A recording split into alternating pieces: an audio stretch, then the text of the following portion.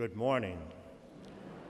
It's been a while since I've been back to Our Lady's Shrine here in Germantown. And I guess today there are many different topics we could have had. It's Labor Day, we could have talked on the Gospel, we could have talked on Gregory the Great, but this is Mary's Shrine. So we're going to talk today about September 8th, this coming Saturday, when the church will celebrate the feast of the Nativity, or the birth of Mary. Actually, it's unusual for the church to celebrate a saint's birth. There are only 3 occasions when this happens in the liturgical year: the birth of Jesus on December 25th, the birth of John the Baptist on June 24th, and the birth of Mary on September 8th. The Church instead generally celebrates the completion of lives well lived, persons' birth into heaven, not their birth into the world.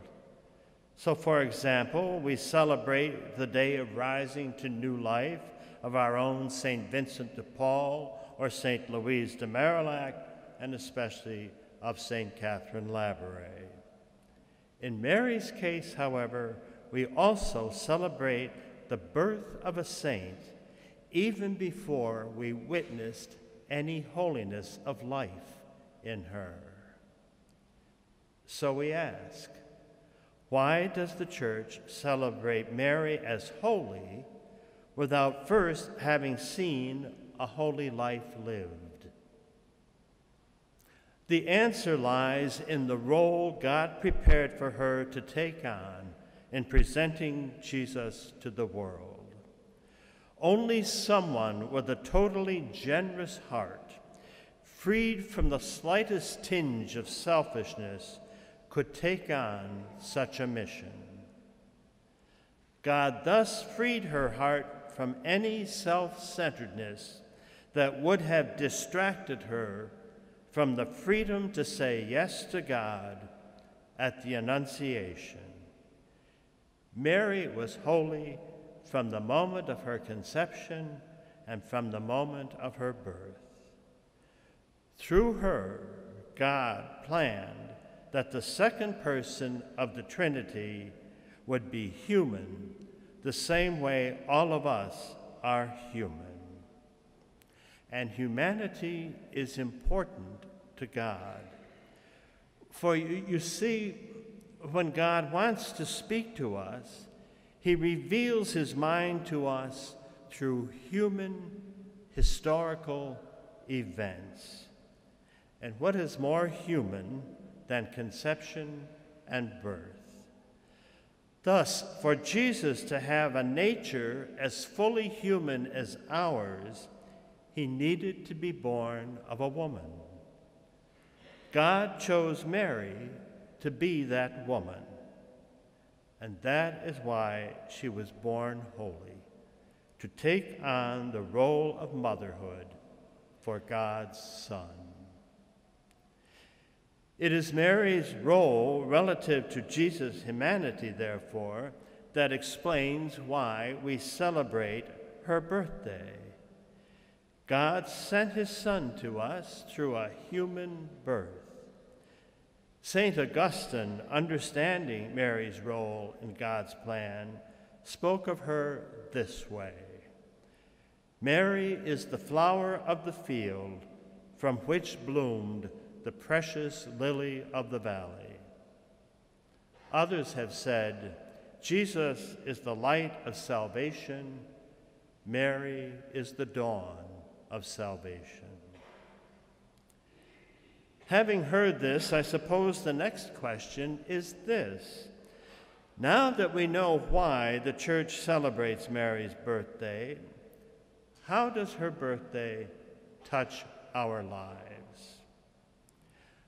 Let me simply give one thought. Jesus' conception and birth, his difficult ministry, his suffering, death, and rising to new life all gave meaning to Mary's life for the rest of her days. These were days of joy and wonderment, but they were also days of sorrow and loss, many of which came as a surprise to her. Here's the connection between Mary and ourselves.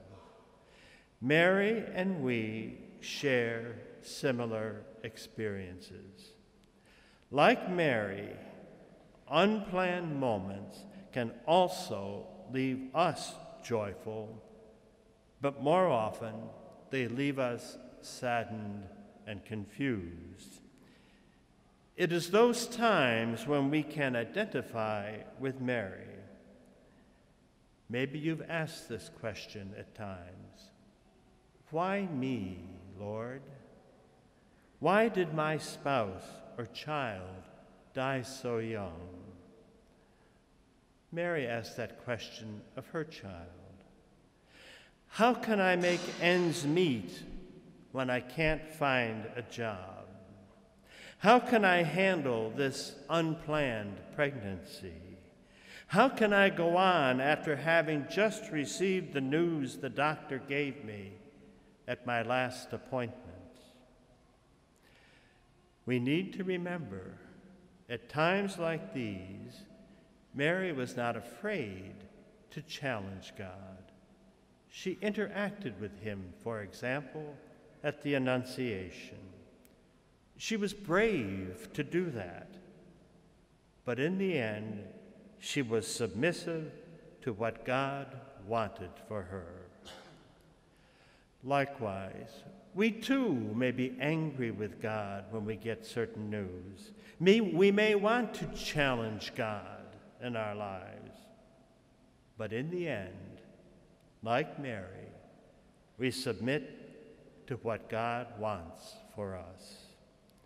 It is in our submission to God that, like Mary, we will find inner peace.